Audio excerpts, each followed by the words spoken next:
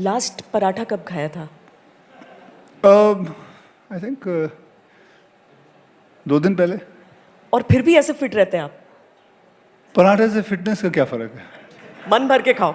नहीं खाओ, देखिए it's a very simple thing, आप जो मर्जी खाओ लेकिन एक्सरसाइज 1 घंटा करते रहो हमेशा।